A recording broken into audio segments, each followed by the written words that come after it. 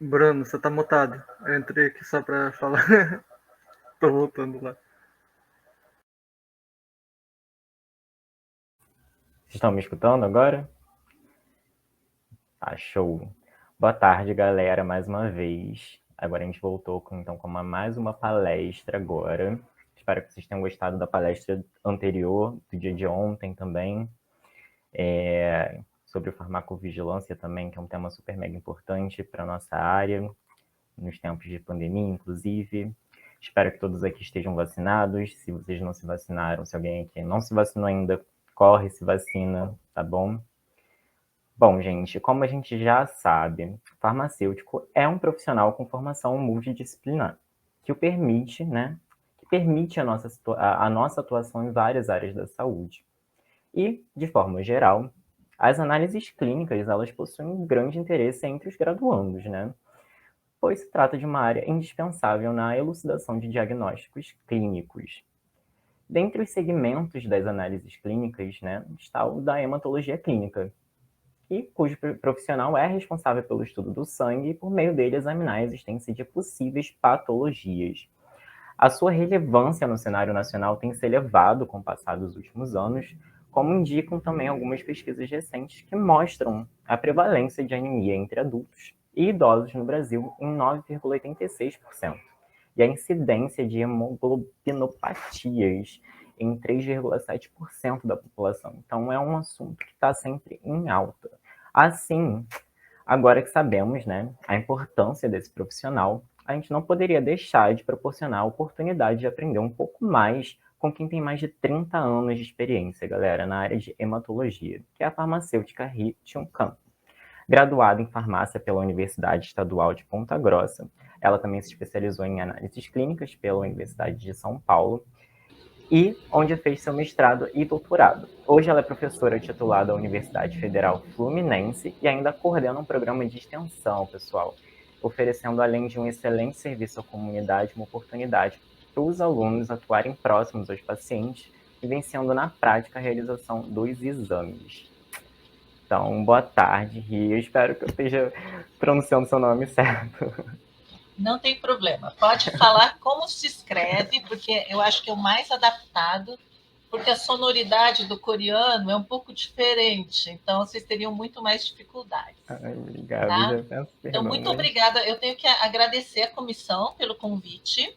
a gente que Né? agradece por você estar E aqui. aí eu vou apresentar um apanhado dos 35 anos, já são 35, não só são 30, né? Eu estava fazendo as continhas.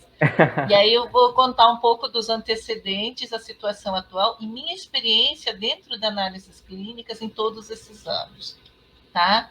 Então, aí eu preparei uma apresentação, eu tentei ser abrangente para as diferentes atividades que vocês venham a exercer na área da farmácia e como a análises clínicas é útil e por que, neste momento, apesar de não ter um levantamento claro e está diminuindo entre os farmacêuticos, mas que eu saiba, até esse momento, no Brasil, a maior parte dos profissionais de nível superior que atuam em análises clínicas são farmacêuticos, tá? Então, eu já vou começar levantando algumas questões, né? E aí fazendo um apanhado e até os dias atuais, tudo Então bem? fiquem Então, vou ligados aí, tentar galera. compartilhar porque é a primeira vez que eu estou fazendo uma live no YouTube, né? Não sou tão conectada, sou uma semi-excluída digital, tá?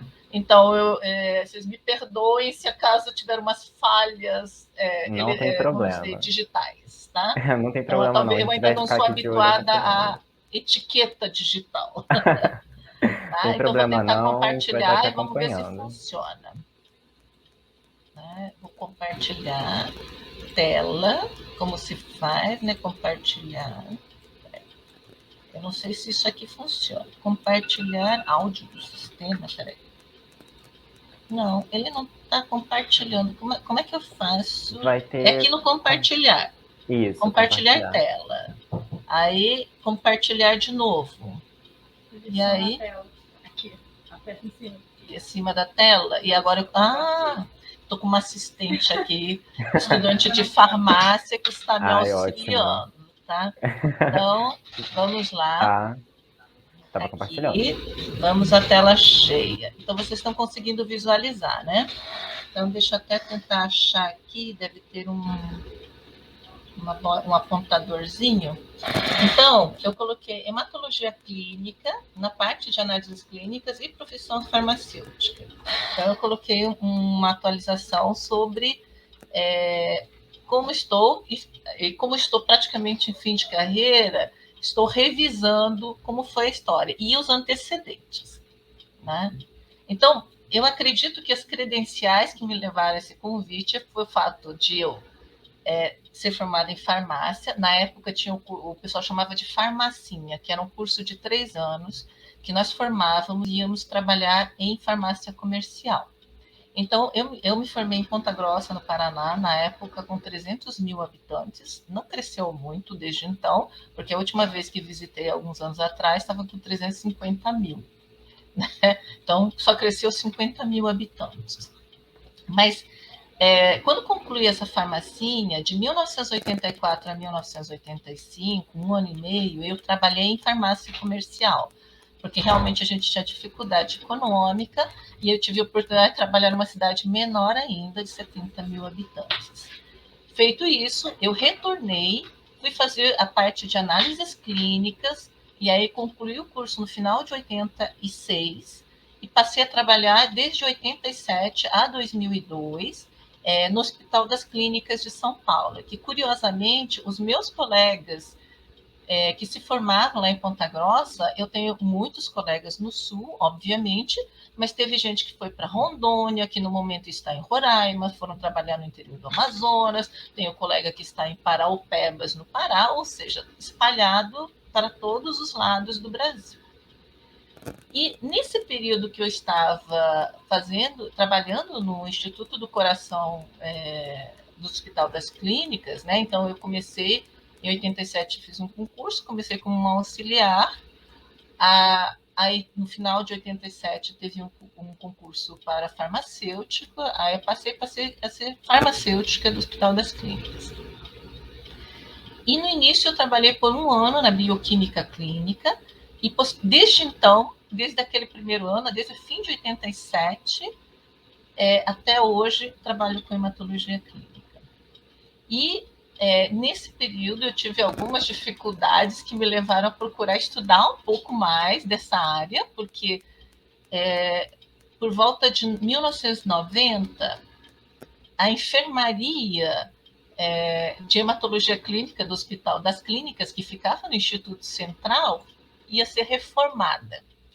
Por conta disso, transferiram todos os pacientes de hematologia clínica para o Instituto do Coração. Só que paciente cardíaco pode ter distúrbios hemostáticos, pode ter algumas alterações referentes à idade no hemograma, mas são raras as situações que você vê malignidades. Quando esses pacientes cheguei à conclusão que eu precisava estudar mais. Isso me levou à pós-graduação, né? E aí sou docente desde 2002 na Universidade Federal Fluminense. E a questão da profissão farmacêutica é sua grande amplitude de áreas em que pode atuar, considerando que o foco é no medicamento, seu preparo, desde a forma de se preparar, de administrar, de se pensar aquela fisiopatologia, é sua enorme amplitude. Então, eu acho que tudo se tornou mais complexo com a formação do generalista, né? Porque tem muitos pontos que são translacionais. Você tem pontos de coincidência com diversas outras atividades e que você tem que ter um certo conhecimento até quando você volta ao foco do medicamento, como ela interage com as outras situações.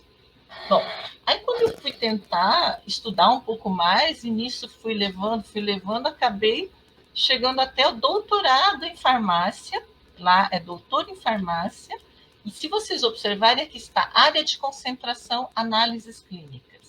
Eu até falei que eu iria comentar sobre isso, porque Essa área de concentração existia no CNPq para a área de farmácia.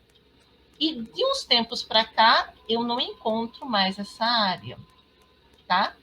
Então, o sistema automaticamente corrigiu esse texto que estava na minha apresentação do currículo Lattes para formação em fisiopatologia e toxicologia.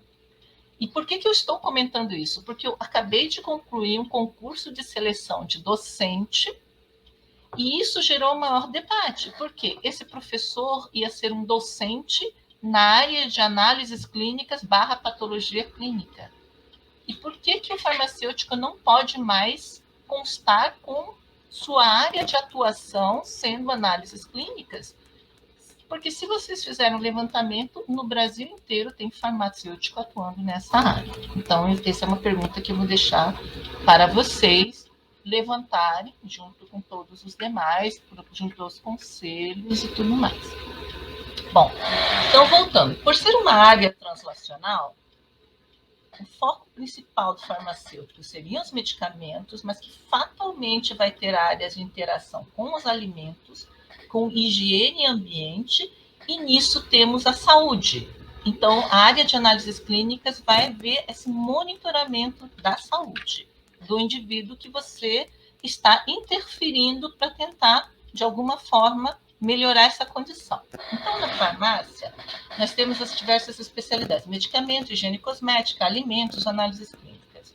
Dentro das análises clínicas e toxicológicas, temos bioquímica, hematologia, imunologia, microbiologia e parasitologia, né? E na hematologia, as partículas começam a ser investigadas no hemograma e a sua fluidez pelos exames de hemostasia. E aí temos infinidade de exames complementares e aumentando a ser estudados. Em questões de saúde, sempre temos de considerar os antecedentes de saúde do indivíduo, qual que é o estado de equilíbrio. Como você vai saber se ele está alterado ou não, se você não sabe qual que é o estado de equilíbrio? Serve para prevenção, quando você detecta um estado que sai desse equilíbrio, e isso permite uma intervenção. Para isso que nós utilizamos os biomarcadores laboratoriais, que é o foco da análises clínicas, né? Que vai servir para monitorar esse paciente, saber os parâmetros que são os ideais, ou pelo menos o seu alvo, qual a tecnologia melhor para ser utilizada para se obter de uma forma mais fidedigna esses parâmetros, qual a base fisiopatológica desse raciocínio, né? E como se dá essa toxicidade, mesmo nessa intervenção, ou mesmo na interação, seja com outros medicamentos, seja com alimentos, ou seja com questões ambientais, né? E voltamos ao hemograma, hemostasia e ensaios complementares, que é o foco da hematologia clínica. Até eu questiono muito se a gente deveria usar esse nome hematologia clínica, que a nomenclatura parece uma coisa boba, mas isso gera confusão. Porque existe a hematologia clínica, que é a hematologia clínica da medicina clínica. E existe a hematologia clínica, que é a hematologia do laboratório. Então, talvez a gente devesse dizer uma hematologia laboratorial, porque aí não haveria sobreposição e seria uma coisa bem mais definida, porque isso pode gerar alguma confusão, né? A nomenclatura parece ser uma coisa boba, mas mais para frente eu vou comentar sobre outras confusões que ocorrem neste aspecto. Então, muitos de vocês, eu imagino que muitos de vocês estejam em diferentes níveis da graduação. Vai ter aquele que está lá no iniciozinho, vai ter aquele que está lá na conclusão. Então, e vocês vão estar refletindo, às vezes, por que eu tenho que estudar anatomia? Por que eu tenho que estudar histologia? Para que eu tenho que estudar embriologia? E eu te digo aqui uma aplicação na hematologia. A gente tem que saber embriologia porque temos de saber que as células sanguíneas começam a aparecer no 7º dia no saco vitelínico, né? E que isso, mais ou menos, 3º mês de gestação cessa. o que é mais aceito é que essas células migrem para o fígado que está sendo formado. Então, existe uma fase que é uma fase hepática e esplênica. E, na verdade, nesse período também começa a se formar o timo, né? Então, na verdade, seria uma fase hepatoesplênica tímica. Então, nesse período vai haver uma produção e lá entre quarto e quinto mês vai começar a haver uma migração dessas células para a medula dos ossos. E no período pós-natal, praticamente todas as células sanguíneas são produzidas na medula óssea. Mas no período embrionário e fetal, são produzidos no baço, que cessa quando se aproxima o sétimo mês. E a hora que vocês forem estudar modelos animais, como, por exemplo, camundongos, no camundongo baço é hematopoético a vida inteira. Então, você tem que estar ciente dessa diferença na hora de você estudar. A fase hepática tem o pico, né? Por volta do terceiro mês, começa a atingir o pico, mantém-se, e aí, quando a medula óssea começa de fato a produzir, o fígado começa a cessar sua produção progressivamente. Tá? E aí, ao nascer, o bebezinho tem todos os seus ossos hematopoéticos. À medida que vai crescendo, as regiões mais distais do organismo, por causa disso, tem uma teoria da temperatura, porque os períodos mais distais se esfriariam mais rápido, né? Então, eles vão se concentrando sua produção nas regiões proximais dos ossos e apenas a caixa craniana, torácica e até o ilíaco, que são as regiões que vão ser produtoras de células sanguíneas a vida inteira, porque vai progressivamente nas partes distais dos ossos reduzindo, né? E aí vai manter-se nas vértebras, na pelve, no externo, nas costelas, né? E sendo produzidos nos linfonodos também. Então, todo esse conjunto de conhecimentos você vai ter que raciocinar em termos de idade do indivíduo na hora de você analisar, em qual tecido você está estudando, né? E como que essa hematopoese vai progressivamente reduzindo com a idade. Tudo isso tem que ser pensado quando você está pensando em células sanguíneas. Além disso, com o tempo, necessitou de muita evolução tecnológica, porque por muito tempo o sangue foi apenas um líquido vermelho. Então, precisou de muita evolução da física e da ótica. Aqui eu coloquei uma ilustração da lente encontrada em Nimrud, na Mesopotâmia, que é considerada a mais antiga lente do mundo, há 3.000 anos atrás, até o microscópio quântico que está sendo desenvolvido atualmente. Só que a maior parte dessa microscopia foi muito recente, foi do século XIX para cá. E efetivamente na rotina usamos o microscópio óptico, pelo menos para as primeiras investigações, ele é o suficiente até o momento. Além disso, precisou de muita evolução química, principalmente nos aspectos dos corantes, que com certeza no início foram os corantes naturais, corantes alimentícios que foram testados. E, inclusive, sabemos que muitos desses corantes envenenavam em algum momento, né? Então, tudo isso teve que ser descoberto. E hoje em dia nós temos também, além dos corantes, a tecnologia de captura de imagens para poder se analisar, né? Então, podemos associar a imunoglobulinas, podemos associar a proteínas obtidas de organismos fluorescentes ou fosforescentes para se analisar os diferentes metabólitos que estão presentes nessas células e o que ocorre na fisiologia dessas células. Mas o que se mais utiliza são aqueles corantes hematológicos chamados corantes de Romanovsky, né? Que o mais clássico é o May-Greenwald-Giemsa, mas você consegue visualizar somente com Giemsa, somente com Wright, somente com aquele panótico que mergulha alguns segundos, mas cada um deles vai ter alguma limitação, sendo o mais clássico e considerado mais equilibrado o May-Greenwald-Giemsa. Além disso, precisou de uma evolução, dessa evolução química precisou se desenvolver anticoagulantes, porque o sangue, estando fora do vaso, coagula. Então, precisou se desenvolver e conhecer anticoagulantes, isso só ocorreu no início do século XX, né? Desenvolver metodologias de quantificação, que no início era feita na câmara de contagem, o famoso hemocitômetro. Isso era pipetado com a boca.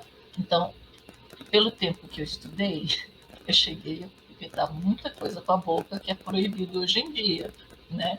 Mas eu vivi nessa época que não se usava luvas. Hoje em dia você se arrepia se for utilizar um desses líquidos, manipular um desses líquidos biológicos sem luvas, mas eu vivi essa época. E aí também teve o período de guerras, que foi um período que o pessoal começou a desenvolver esses contadores automatizados.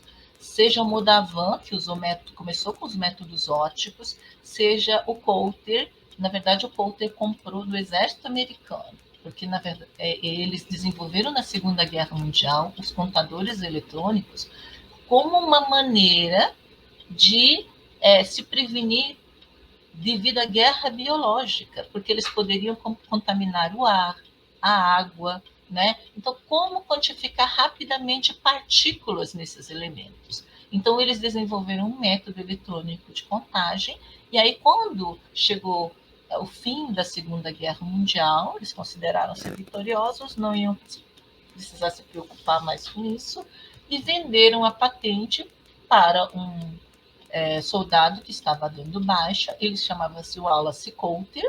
Aí ele resolveu comprar essa patente e ver de como ele poderia utilizar isso para sobreviver.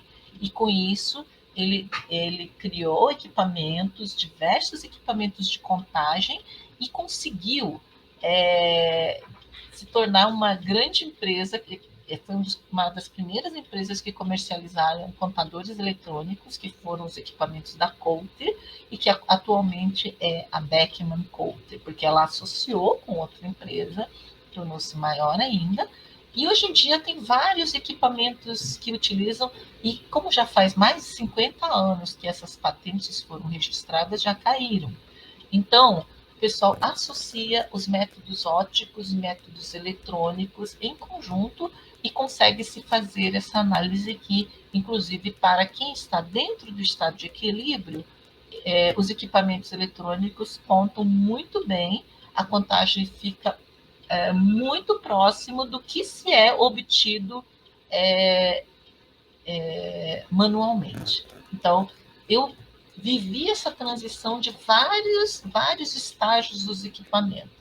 Então, eu vi como eles foram melhorando. Primeiro só contavam partículas, depois passaram a fazer a diferencial também. No início só separavam linfócitos, e depois passaram a reconhecer outros tipos, os principais tipos celulares, e necessitou também a revolução tecnológica da informatização, porque aí muitos dados que eram perdidos anteriormente conseguiam ser captados e analisados, né? Então, essa é uma ilustração de um equipamento deles que conta que você pode ajustar para diversas espécies, inclusive, e existem muitas marcas como Sysmex, Bayer, etc., que tem muitos equipamentos e para todos os portes de laboratório. Então, quando eu cheguei à hematologia, já havia um conhecimento consolidado. Então, vamos fazer uma breve revisão do que havia já de conhecimento. Já em 1845, Virchow já tinha criado o termo leucemia, trombose e embolia, todos temas relacionados à hematologia. Embora a leucemia, Virchow ficou conhecido por criar o termo leucemia, mas os primeiros que observaram foram dois médicos, foi um médico escocês chamado Bennett, tá? Então, parece que 6 meses antes, Bennett observou uma mulher e que o sangue ficava esbranquiçado. E naquela época o pessoal trocava muita correspondência, então eles comentavam sobre seus achados, e aparentemente Virchow publicou numa revista de maior impacto da época, então ele ficou conhecido como uma pessoa que definiu a leucemia, mas não. Quem descreveu primeiro foram esses escoceses, foi um médico escocês chamado Bennett. Um aluno dele, Bisuzzero, que era italiano, em 1882, já suspeitou, já colocou sua suspeita que a medula óssea era um órgão hematopoético, e ele descreveu as plaquetas. Curiosamente, diz que ele descreveu aos 20 anos, tinha 20 e poucos anos quando escreveu, então o pessoal achou ele muito jovem, duvidavam, etc., mas à medida que eles foram replicando, foram aceitando esse conhecimento. Né? E ele tem mais uma coisa interessante a respeito dele, se eu não me engano, acho que foi ele que também descreveu o Helicobacter pylori, mas ele só foi associado à úlcera gástrica em 1990. Então o pessoal não aceitava que tinha alguma associação o Helicobacter pylori com as úlceras gástricas. Bom, continuando, em 1873, o Louis Charles Malassez, aqueles mesmos das malacésias, né, começou a tentar enumerar essas partículas sanguíneas, né? E em 1904, Arnay fez muitos estudos dizendo assim, olha, quando começa a ter aparecimento de células imaturas, desvio à esquerda, porque ordenava as células amadurecendo da esquerda para a direita. Então, era desvio à esquerda. Então, até hoje se utiliza o termo desvio à esquerda, mas vem dessa forma de se organizar as figuras de maturação, né? E ele também descreveu um termo que agora está caindo um pouco de uso, que é o desvio à direita, que seria o aparecimento de neutrófilos com muitos segmentos. Por que está caindo um pouco? Porque na época, lógico que eles não tinham grandes instrumentos e não havia conhecimento suficiente de fisiologia para saber que essa hipersegmentação de neutrófilos aparece quando a pessoa tem uma deficiência de ácido fólico, que é vitamina B9, ou de vitamina B12. Né? Então não se sabia. Hoje em dia sabe que o aparecimento de neutrófilos hipersegmentados está associado a uma hipovitaminose B9 ou B12, chamada de anemia megaloblástica. E também vamos ver mais à frente que o primeiro quimioterápico que foi utilizado é justamente o antifolato, que o mais conhecido atualmente é o metotrexato. Herrick, em 1910, ele descreveu a anemia falciforme. Tá? Pouco depois, ele só descreveu porque ele observou essa forma na célula, ele fez uma punção capilar, botou na lâmina, olhou no microscópio, falou, não, tem massas que parecem foice. Então não se sabia da base fisiopatológica. Na África haviam termos que descreviam essa anemia, diz que tinha um termo que era uma onomatopeia, era pi, porque diz que as crianças choravam e parecia ser um pi, né? Então, já havia descrições, mas o fato de aparecerem células em forma de foice, Herrick observou numa pessoa que tinha vindo das Índias Ocidentais, né? Ou seja, Caribe, né? Um imigrante, um estudante de odontologia vindo do Caribe, estava com uma crise, uma anemia importante, ele furou o dedinho, olhou, viu uma célula afeiçada e deu esse nome. Existe um questionamento de que houve uma descrição anterior na Bahia, né?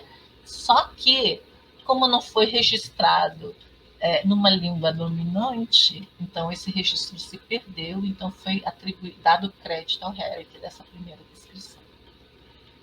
Nesse meio tempo, logo depois, Stade e Drabikin desenvolveram formas de tentar se estabilizar a hemoglobina para poder quantificar, que é o pigmento responsável pelo transporte do oxigênio. É lógico que se você hemolisa, você consegue quantificar a cor, mas todo mundo deve ter observado que quando cai uma gotinha de sangue, na hora que ele cai, ele tem uma cor vermelha viva, porque tem muito oxigênio, muito ferro no estado ferroso, né? Ele é um vermelho vivo. Só que no meio ambiente ele oxida, por isso que você vê ele se tornar acastanhada. A hemoglobina também enferruja, né? Então ele oxida. Por isso que você vai ver o sangue vivo mudando de cor. E em 1947 tem-se o registro da primeira quimioterapia com a aminopteridina, ou seja, um competidor de ácido fólico, né? Então, Dr. Sidney Farber, que deu origem ao nome Dana-Farber Cancer Institute nos Estados Unidos, da Universidade de Harvard. Esse nome Farber é por conta do Dr. Sidney Farber, que era um médico patologista, e ele viu os estudos sobre essa aminopteridina que tinha sido isolada e resolveu tratar a leucemia linfoblástica aguda, que é uma leucemia muito comum em crianças. É tão comum e foi a primeira leucemia curável por um esquema quimioterápico tradicional, até hoje. Atualmente, acho que mais de 98% das leucemias linfoblásticas agudas infantis são curáveis, são bons respondedores. Mas também existe lá um 0,1% que tem que fazer esse CAR-T, que é a terapia individualizada, porque não responde a nada. Né? Em 1940, eu não corrigi essa hemoglobina que escrevi errado. Em 1949, Linus Pauling e seu orientado Harvey Itano publicaram na revista Science, acho que anemia falciforme, sickle cell anemia, uma doença molecular. Então, em 1949, eles já descobriram que havia uma troca de um único nucleotídeo que modificava o aminoácido ácido glutâmico, acabava substituindo o ácido glutâmico por uma valina, e isso gerava todo esse efeito sistêmico. Então, foi a primeira doença em que um nucleotídeo estava modificado e dava todo esse impacto sistêmico, né? Numa época que não haviam termocirculadores. Isso tudo foi feito com banho-maria. O pessoal mudava a temperatura no braço. Tá? Aí, em 1956, havia uma confusão, porque antes eles estudaram os cromossomos humanos, achavam que os humanos tinham 48 cromossomos. Mas aí, em 1956, eles conseguiram fazer um estudo muito bem controlado e definiram que havia 23 pares, né? 22 pares de cromossomos autossômos e um par sexual. Foi feito por Choi Levan em 1956. Então, esse número passou a ser aceito e como conseguiam replicar, foi estabelecido como 46 cromossomos. Em 1959, a primeira alteração cromossômica foi estabelecida, que foi a síndrome de Down pelo Jerome Lejeune. E em 1960, foi descoberto o cromossomo Filadélfia, que foi a primeira alteração cromossômica qualitativa.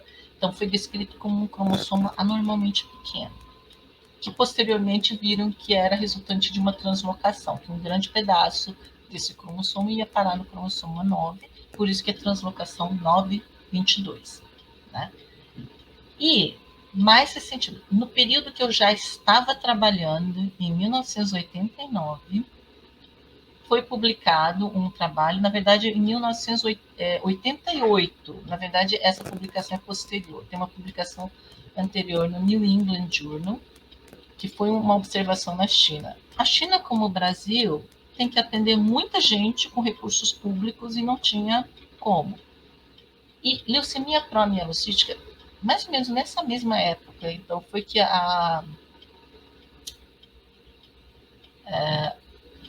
o serviço de hematologia do Hospital das Clínicas se mudou para o Instituto Coração, onde eu estava trabalhando.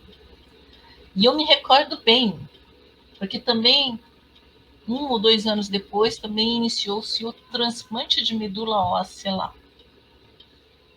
E eu recordo claramente de ver a médica chegar, aí falando assim, esse paciente tem uma leucemia pró-mielocítica, não vai passar de quarta-feira, tipo, daqui a 3 dias.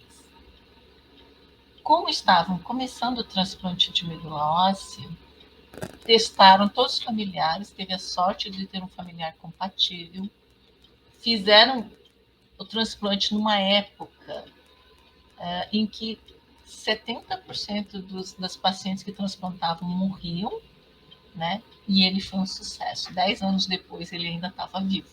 Então, ele foi um paciente muito feliz, porque ele teve um doador compatível na família e conseguiu transplantar rapidamente.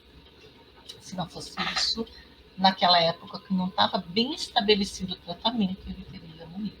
Então, isso foi uma coisa que eu vi no período que eu trabalho, modificar essa perspectiva. Hoje em dia, o pessoal acha até bom, porque se for leucemia promielocítica, tem tratamento, né? E muitos desses sobrevivem, consolidam e são considerados, entre aspas, curados, né? Porque quem teve alguma doença neoplásica, em geral, tem que ser acompanhado continuamente, porque muitas vezes o próprio tratamento você não sabe qual vai ser esse efeito ao longo prazo, né? Isso é uma outra coisa que nós temos de ficar monitorando nos pacientes, porque não é só medicação, às vezes fazem quimioterapia, radioterapia, né? Então, de todas essas terapias é para salvar daquela situação para não morrer naquele momento. E qual vai ser o efeito disso a longo prazo, né? Então, isso aí teve que andar progressivamente, né? E em 2001 foi colocado no mercado o imatinib, o mesilato de imatinib, que foi o primeiro medicamento que conseguia modificar a perspectiva de quem tinha uma leucemia mieloide crônica. Aquela mesma leucemia que foi descrita por Virchow, né? Então, foi um elemento modificante, mas neste caso já houve uma evolução em que se estudou a fisiopatologia da célula para tentar compreender qual era o mecanismo de malignização e interferir neste mecanismo. Para um bom respondedor, vira uma espécie de doença crônica, né? E isso interferiu até na forma de nós vermos a hematopoese. Observemos aqui. Nós temos nesta linha aqui todas as células que normalmente vemos na circulação. E daqui para cima é o que vai estar nos tecidos hematopoéticos, né? E isso foi feito por colorações. Colorações é uma forma de avaliação química.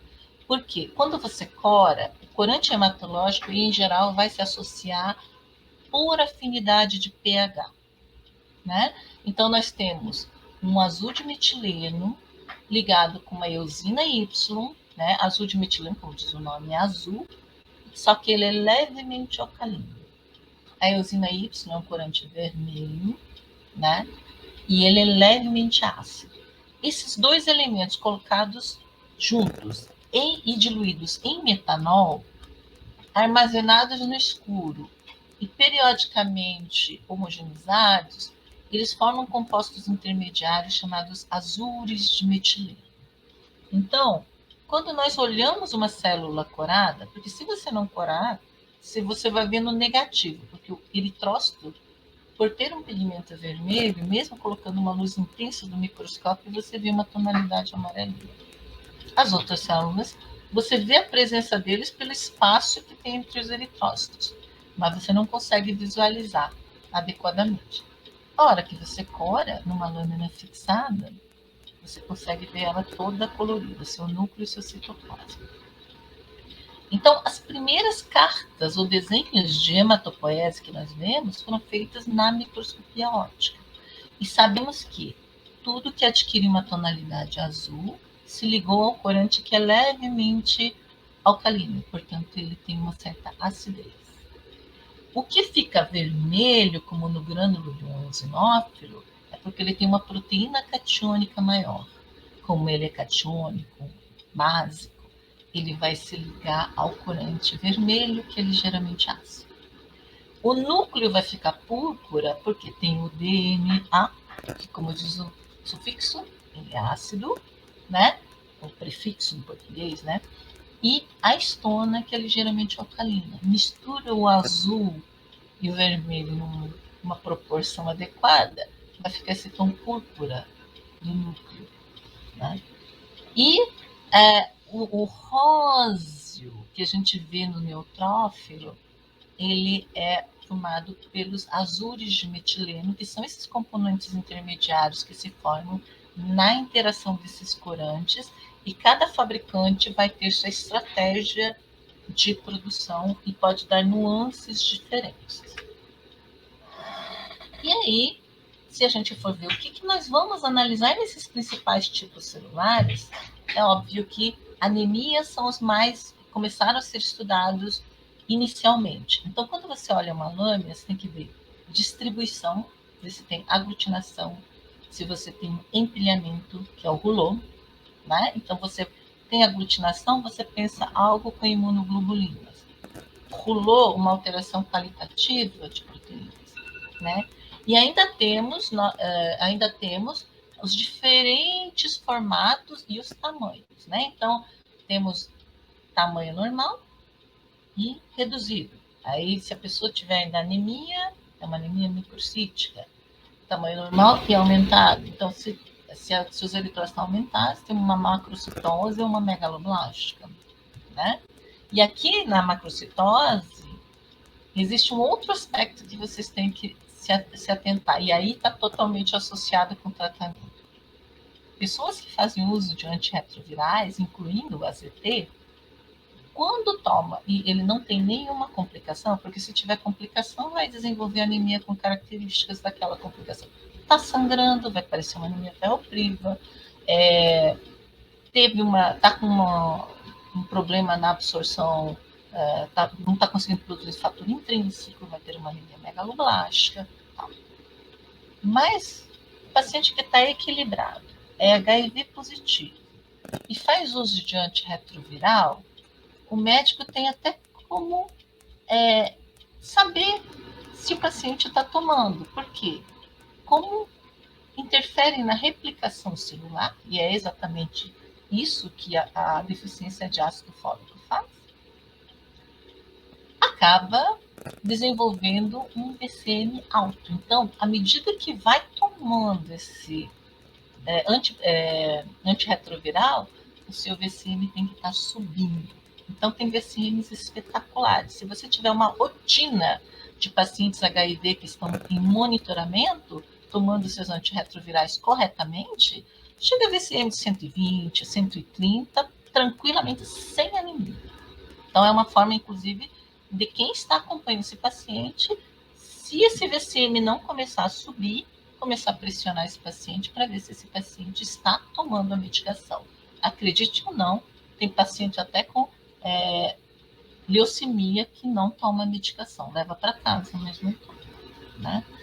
E aí temos os diversos formatos associados. Então, aqui nós temos um acantócito, uma hemácia crenada, um esquizócito, dois tipos de esquizócito, um esquizócito com corte reto, que recebe um nome específico de Helmut Cell, um elitócito, um esferócito, um estomatócito aqui, uma hemácia em alvo, um drepanócito, ou hemácia falciforme, um dacriócito, hemácia em lágrima, né?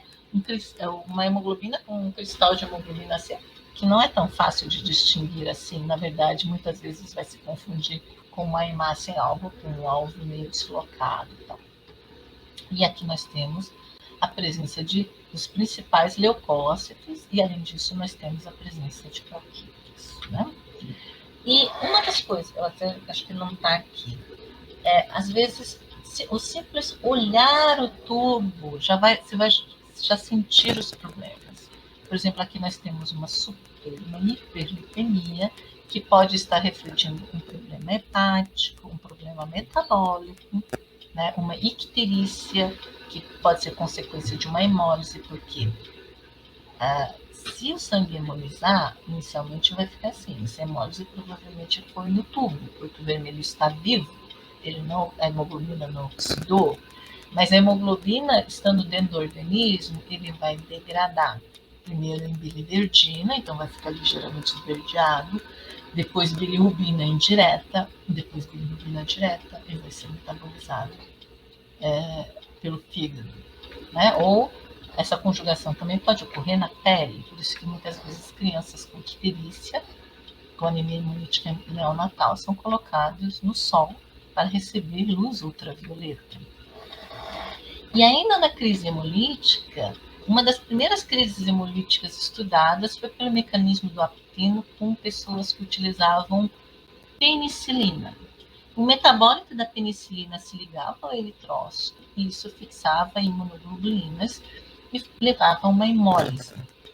Né? Então, é um mecanismo hemolítico por um apteno, seja pela própria droga ou por um metabólito dessa droga que se fixa a uma célula, né? E pode fixar complemento ou ativar as imunoglobulinas.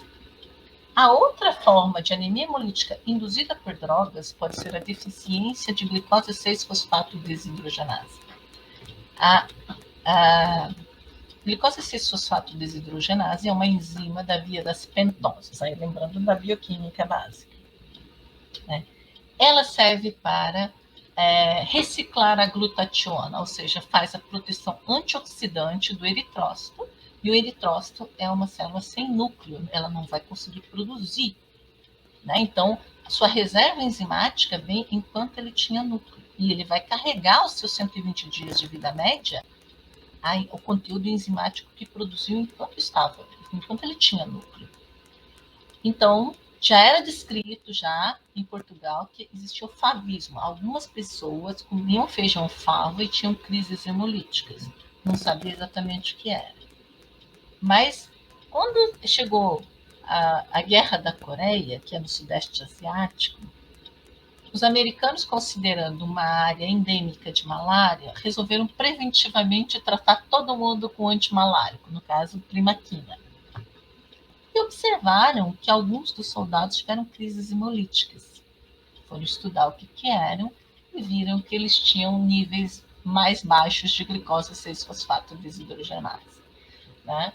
Então, e aí, essa foi uma preocupação minha no início, quando o pessoal propôs cloroquina para Covid. Eu fiquei pensando, e esse pessoal não vai ter uma crise hemolítica, não?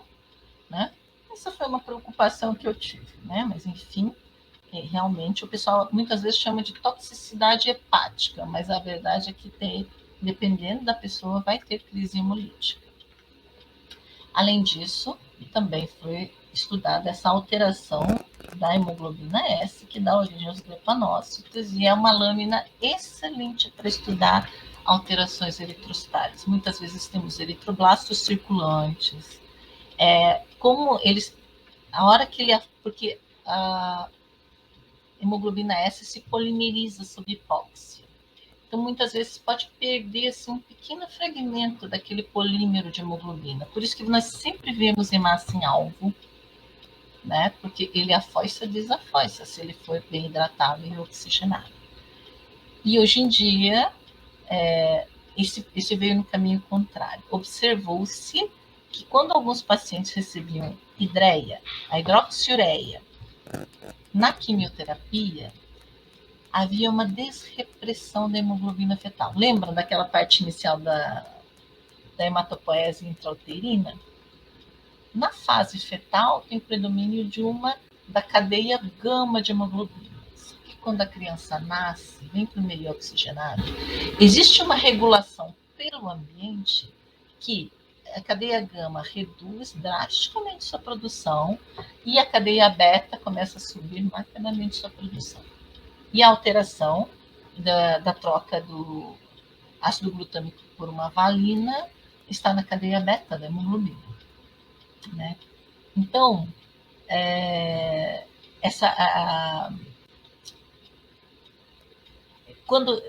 e aí ele vai polimerizar, né? E tal, e quando usava a hidreia, havia alguma atuação dessa hidreia que não é em 100% dos indivíduos. Uma parte desses indivíduos desreprimia a produção de hemoglobina fetal, a hemoglobina fetal solta. Existem os haplotipos, que são variantes dentro da própria anemia falciforme, em que eles naturalmente mantêm a vida inteira uma hemoglobina fetal mais alta. Né? Então, nesse caso, as pessoas que têm hemoglobina fetal bem mais alta, às vezes passam a vida inteira sem saber que tem hemoglobina S homozigota. Né? mas o uso da hidreia, como desreprime, acaba aumentando a liberação, a produção, desreprime a hemoglobina fetal e aumenta, por consequência, a hemoglobina total e melhora muito a condição renal. Então, eu lembro que eu comentei com o médico, né, no começo desse tratamento com hidreia, eu falei assim, você não fica preocupado em tratar um paciente que não tem nenhuma malignidade com mielossupressor, né? Aí ele falou, mas olha, se você visse o tanto que ela melhorou, ela conseguiu aprender a ler. Era uma criança de 6 anos, né? A criança não conseguia nem ir direito à escola por causa das crises dolorosas. E aí, a partir do momento que começou a receber ideia, ela conseguiu frequentar a escola e conseguiu aprender a ler. Então, fez uma diferença marcante, né? Mas é óbvio que tem uma preocupação a longo prazo do que vai ser o efeito desse mielossupressor.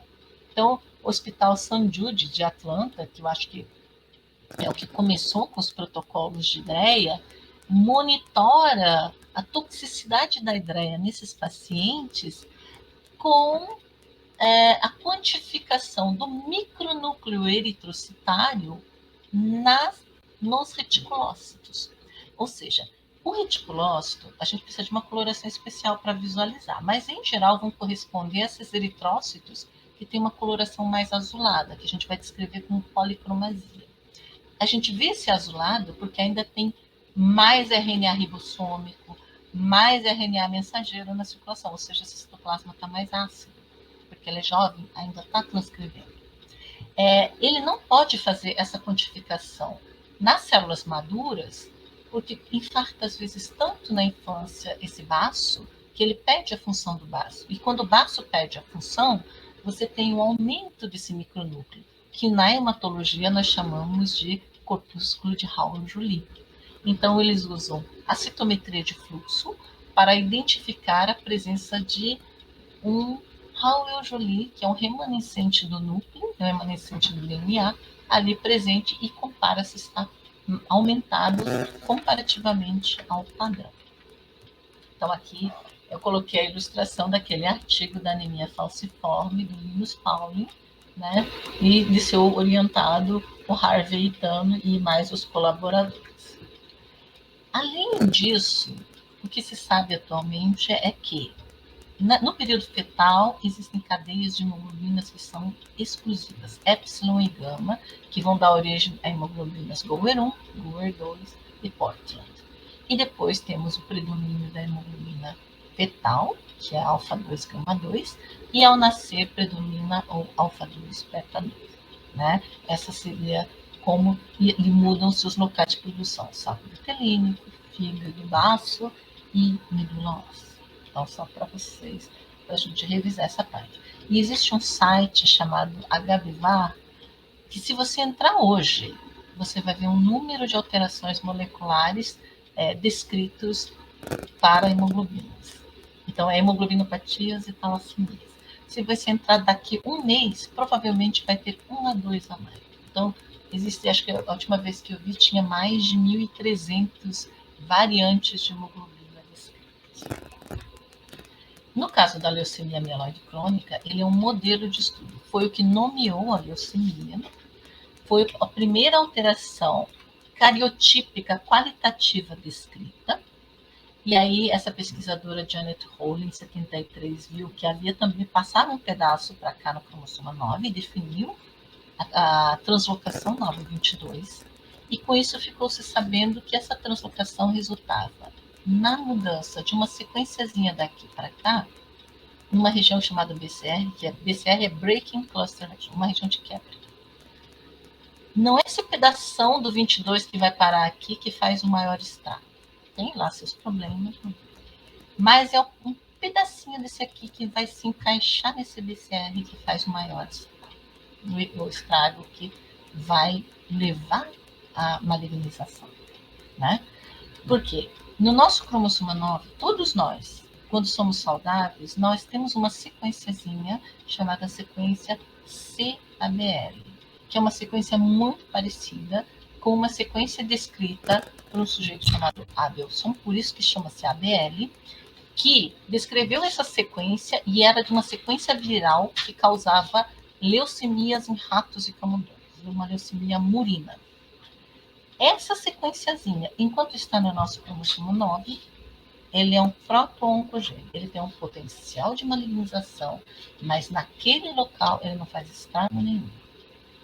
A hora que essa sequenciazinha vai passar na região BCR desse cromossomo, ele se torna um oncogênio, porque ele passa a transcrever uma proteína anormal, que na maioria das vezes tem 210 kilodaltons, por isso é chamado de P210.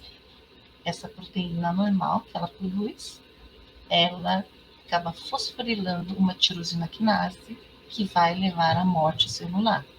Então, a leucemia mieloide crônica começa com uma desregulação da morte celular programada. Então, e ainda estamos evoluindo, né? A hematopoese também está evoluindo, porque no início, linfócito era tudo igual. Aí, com o estudo progressivo do timo, porque o timo já era descrito 1000 anos antes, eles chamavam até de acento da alma, porque só aparecia nos jovens. Mas, à medida que foi se estudando, lá por volta de 1960, observou que os linfócitos T eram formados no timo, tinham que amadurecer no timo. Então, separou-se os linfócitos B e linfócito T. Ainda começou a ver o conceito da stem cell, quando esse sujeito, tio e maculo, tio era um sujeito que estudava radiação, porque no pós-guerra o pessoal começou a estudar a consequência das exposições à radiação. Ele começou a ver que, às vezes, as pessoas começavam a aplasia a medula, e ele pegava o camundongo, fazia a mesma coisa, e aí pegava o baço do camundongo, que é hematopoético a vida inteira, e fazia lá, separava as células e injetava no outro. E observou que apareciam umas coisas no baço, assim, umas bolinhas.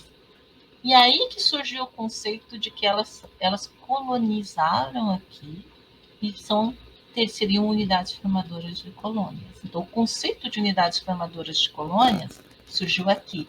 Então, às vezes, você vai ver esse mapa como unidades formadoras de colônias. Então, ele está evoluindo também, né? Esse estudo gerou a possibilidade de transplante de medula óssea e um enorme conhecimento sobre as stem cells, né? Então, já foi se modificando à medida que a ciência foi desenvolvendo. Com o desenvolvimento da citoquímica, uma das mais utilizadas para a mieloperoxidase, começou a se separar aqui. A stem cell separa primeiro na linhagem linfóide e da linhagem mieloide, porque aquele que era mieloperoxidase positiva entrava como mieloide e o negativo como linfóide. Tudo bem que depois de algum tempo descobriram que que não dá nenhum marcador linfóide e não dá os 3% de mieloperoxidase positiva que era esperada aqui. E aí, na época, a primeira classificação foi a FAB, a francesa americana britânica, e ela acabou tendo que incluir uma M0, porque ia de M1 a M7, né? Mas só que teve que incluir uma M0, que é essa, que dá menos de 3% de mieloperoxidase positiva, mas não dá nenhum marcador da linhagem linfoblástica, né? E aquele estudo de 1988, né? E com o tratamento com o ácido gerou tratamento com ácido transretinóico, em que a leucemia promielocítica conseguia amadurecer, né? Então, o que aconteceu? Antes, se vocês observarem nos anteriores, nós vemos aqui, ó, promielócito dando origem a eosinófilo, neutrófilo e basófilo. E aí vejam que o que mudou aqui. Existe uma unidade formadora de colônia granulocítico-monocítica e começa a se separar, né? Aquele que vai ser comum, aquele que vai dar basófilo, eosinófilo, e há um comum entre granulócito e monócito. Por que isso aconteceu? Porque quando passaram a tratar com atra, existe uma linhagem imortalizada de um paciente que morreu de leucemia promielocítica. Quando viu que os tratamentos funcionavam, alguém resolveu tratar aquelas células imortalizadas em cultura com a leucemia, com o atra. E eles evoluíram todos com o fenótipo de monócitos. Então, isso aqui também está em plena evolução. Além disso, tem a evolução tecnológica. No caso da leucemia promielocítica, aquele estudo, né, na verdade, todo aquele desenvolvimento do atra foi por consequência do conhecimento de que existia uma translocação entre os cromossomos 15 e 17, que hoje em dia pode ser feito por hibridização fluorescente in situ, né? E que essa alteração gera uma redução na expressão de um receptor de retinol. E aí, justamente por causa desse conhecimento, é que o médico que estava com vários pacientes, que estava cansado de perder paciente com leucemia promielocítica, resolveu dar um ácido transretinóico em excesso. Na verdade, tentou com cis, com trans, e observou que o transretinóico dava a melhor resposta e que, com esse excesso, ele induz a maturação celular, né? Então, no começo, o pessoal até começou a duvidar, mas hoje em dia é amplamente aceito. Então, quando as pessoas... Existem... até foi um aluno que fez um curso e comentou, olha, disseram que tem 3 urgências hematológicas. Quais são?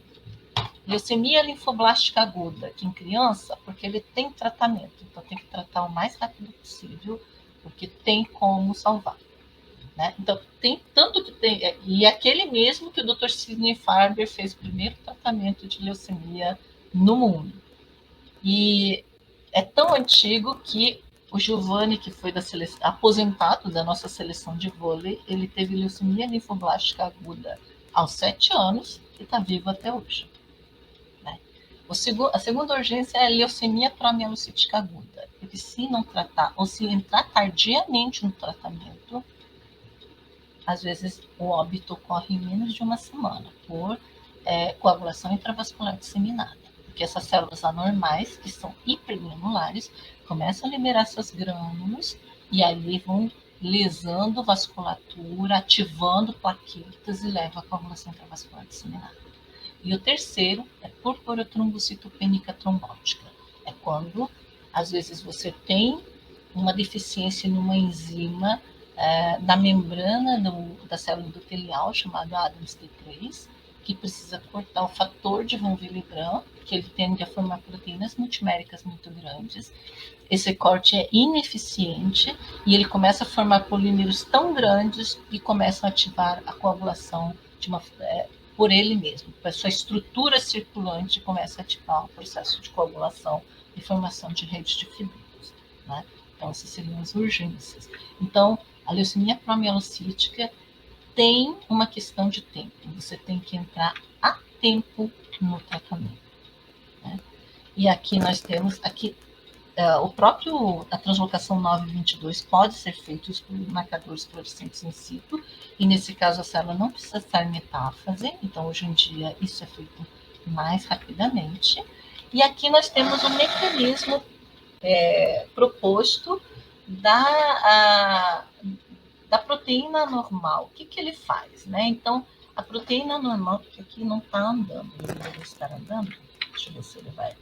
Então, ele acaba fosforilando essa tirosina quinase, que deveria sinalizar para que a célula tem que morrer. Só que ele não faz isso. E aí o medicamento foi, após muitos estudos, desenhando justamente para bloquear esse sítio que leva à fosforilação. O bom respondedor basta esse medicamento.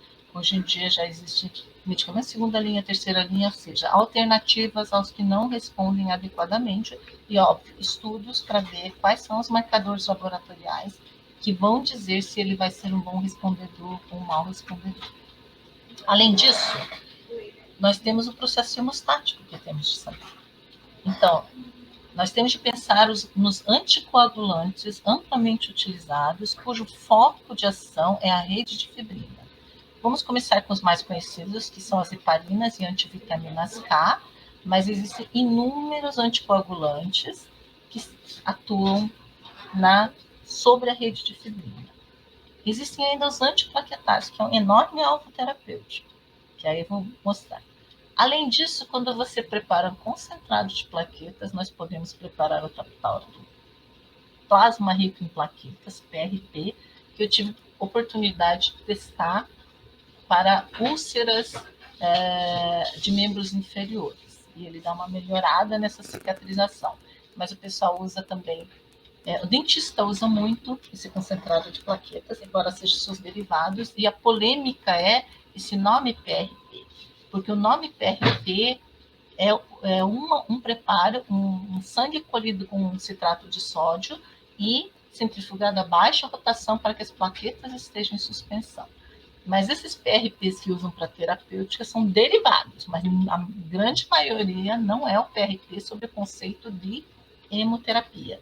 Ele é usado para tentar diminuir ruga, dizem até que o Neymar usa muito para os seus probleminhas, né, de joelho, etc., né, sei lá, do que ele tem, que ele diz que faz aplicações de tempos em tempos. Então, esse é um PRP que é utilizado para tentar ajudar a cicatrizar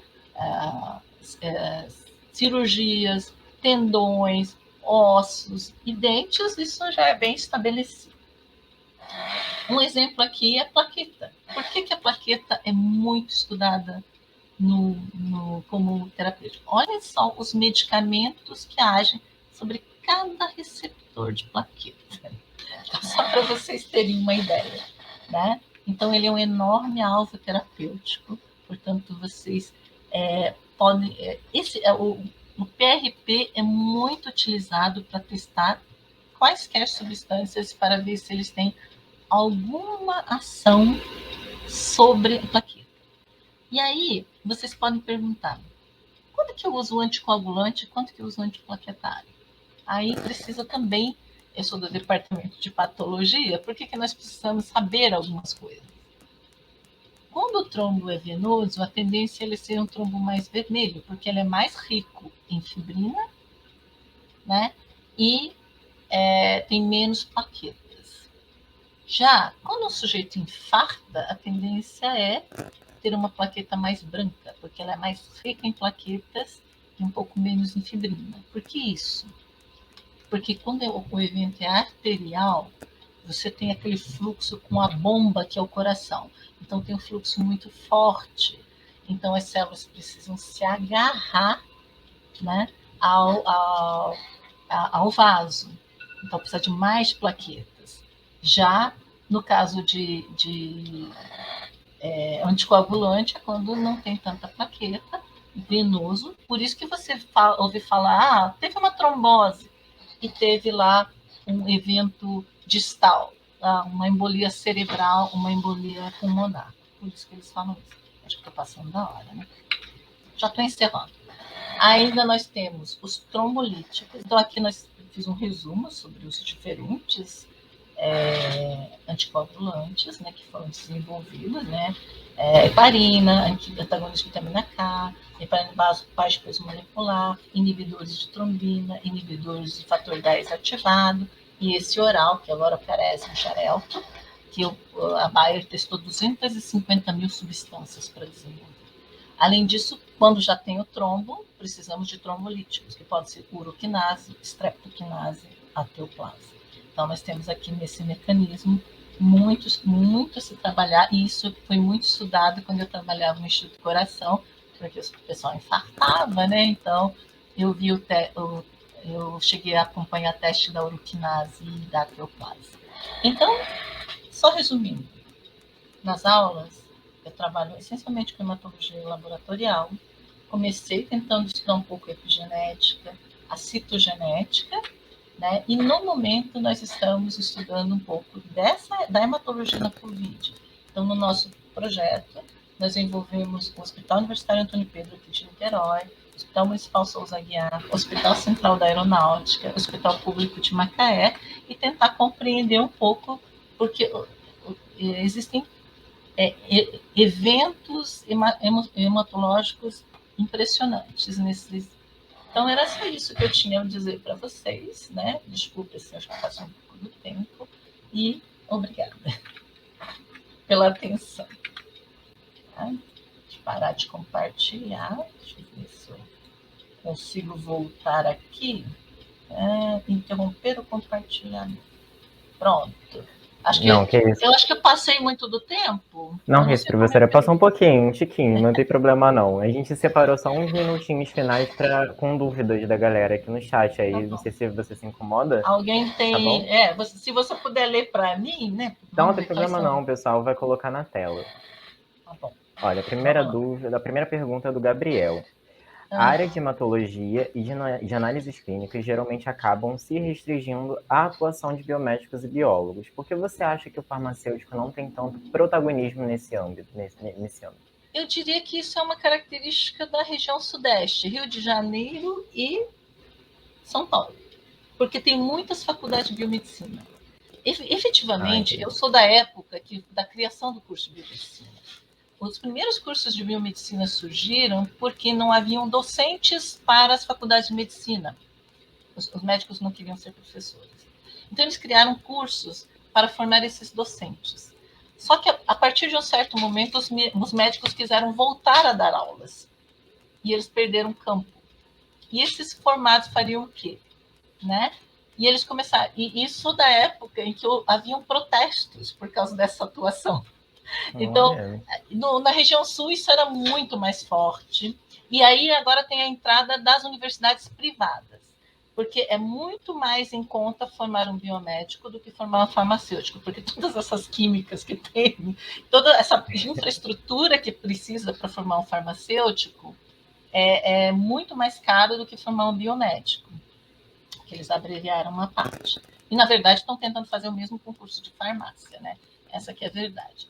Então, existe uma pressão econômica real, mas, assim, eu diria que se você for Brasil afora, sair desses grandes centros, você ainda vai ter muitos farmacêuticos atuando. E sim, e se sair dos grandes centros, muitos são os proprietários dos laboratórios. O sujeito tem a cidadezinha, é o único farmacêutico da cidade, tem a farmácia e o laboratório. Enfim.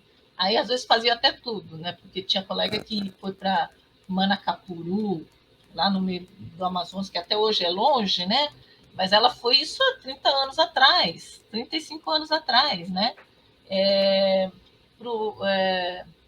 Para Borba, que acho que é 1 dia e meio de barco de Manaus. Eu não sei se hoje talvez seja mais rápido, que só tinha um telefone e um menino para chamar se alguém ligasse.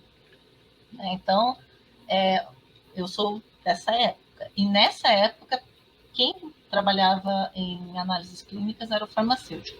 Mas, progressivamente, houve também um desinteresse pelos estudantes de farmácia pela área de análises clínicas. Sim.